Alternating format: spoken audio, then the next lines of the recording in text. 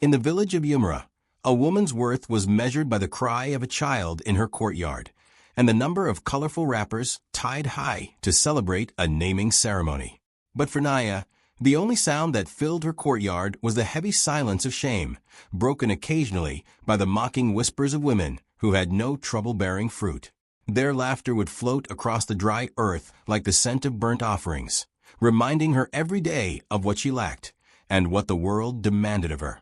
That afternoon, Naya sat on a low wooden stool behind her small kitchen hut, peeling cassava.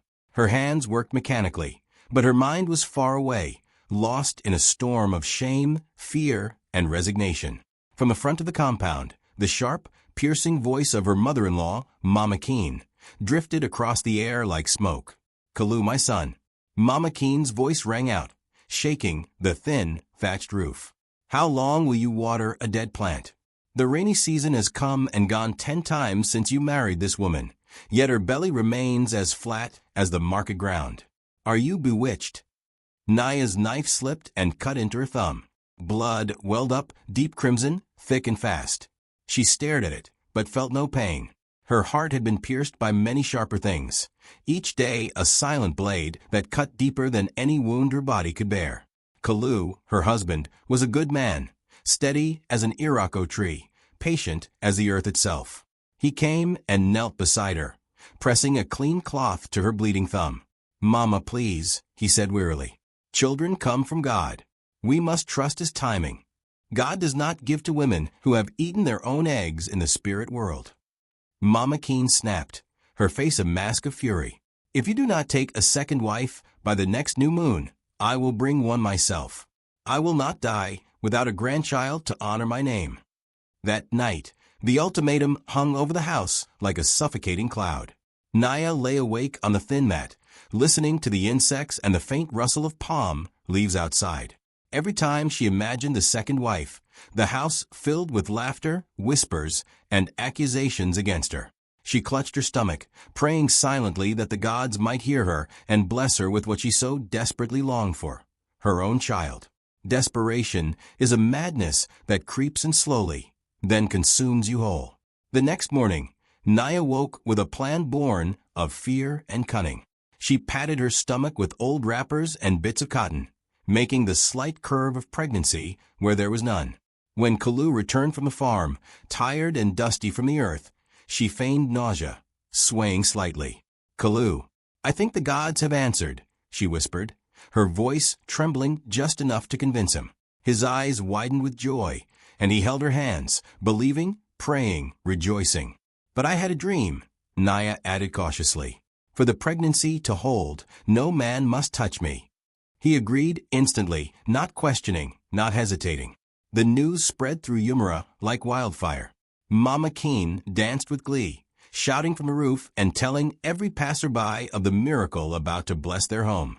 Naya became treated like a sacred egg, a vessel chosen by the spirits. But the 9 months became a prison of lies. Every day, the weight of deceit pressed harder on her chest.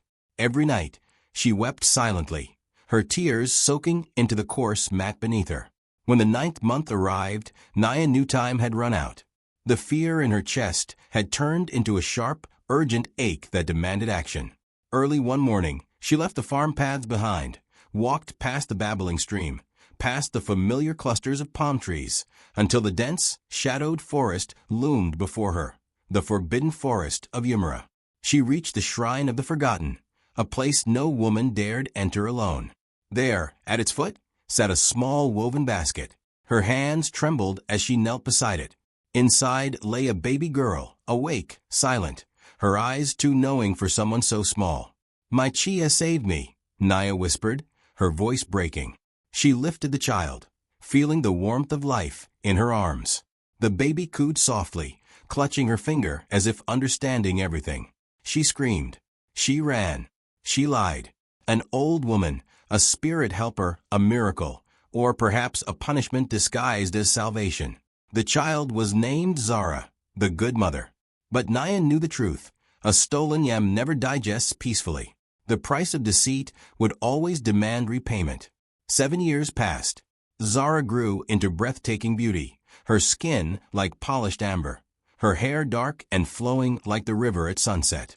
But strange things followed her. Dust did not rise beneath her feet. Fruits fell from the trees as she passed. She spoke to unseen playmates in whispers and giggles. "They say the lender is asking for his debt," Zara once murmured to her mother. Death came to the goats. Crops withered mysteriously. Fear grew among the villagers, whispers turning into warnings. Mama Keen screamed one afternoon, pointing a shaking finger at Zara. She was talking to a royal python, she cried, terror in her eyes. The elders summoned Yaobi, the spiritualist, a man whose presence made the air thrum with power. He trembled when he saw Zara, his hands clutching his staff. "You have a thief in your house," he thundered. "This child belongs to Akbala. She was a sacrifice taken by human hands. Return her." Naya collapsed to the ground, tears streaming down her face. She confessed everything, the lie, the wrappers, the stolen child. Yaobi's voice was cold and final. "Return the child by midnight, or your husband dies." Almost immediately, Kalu fell sick, coughing, his body trembling as though the very life was being wrung from him. That night, Zara wiped Naya's tears with the gentlest of hands. "If I stay, he dies," the child said softly, her voice older than her years, almost a whisper of the spirits themselves. At sunset, Naya carried Zara back to the shrine, her legs trembling under the weight of guilt and fear. "Punish me," she cried, "but spare my husband." Mist rose from the ground, curling and twisting around them. A giant python, enormous and gleaming with scales like polished jade, appeared before them. Zara approached it without fear, placing her small hand gently on its head. The air shimmered with an otherworldly light. Then she vanished. Only a single white cowrie shell remained, lying where the python had last been. Kalu survived. Life slowly returned to Umora, but Naya was never the same. The village watched her, some with awe, others with suspicion, knowing she had touched powers beyond human understanding. 3 years later, the impossible happened. Naya conceived. She gave birth to a baby girl, radiant and serene, her gaze already filled with wisdom beyond her months. "What shall we name her?" Kalu asked, tears glinting in his eyes, his hands trembling as he held her small frame. Naya smiled through tears, her heart lightened by hope and redemption. "We will call her Nkiti, the one God has given." As the wind rustled the palm trees, faint laughter echoed across the courtyard. Light, happy, innocent. A sound like a 7-year-old girl, filling the empty spaces with joy, filling hearts with relief. A promise that even in the face of lies, fear, and darkness, miracles could still return. Umora would remember this story for generations, the tale of a woman's courage, of a child stolen but returned, and of the quiet strength that can outshine the harshest judgment. And so life continued. Children played under the golden sun, goats wandered peacefully, and crops grew tall and strong. Naya, wiser and softened by time, watched her daughters with a protective heart. Zara had returned to the spirits, but her legacy lingered in the laughter of Nkiti, in the gentle rustle of leaves, in the way life found its balance again. The village learned to measure worth not by the cries in the courtyard or the wrappers of a celebration, but by the courage, love, and resilience that one carried quietly inside. The wind carried faint echoes of laughter, light and eternal. And in that, Naya found peace, knowing the impossible had happened, justice had been served, and life, with all its twists and shadows, had finally shone. New mooned the end.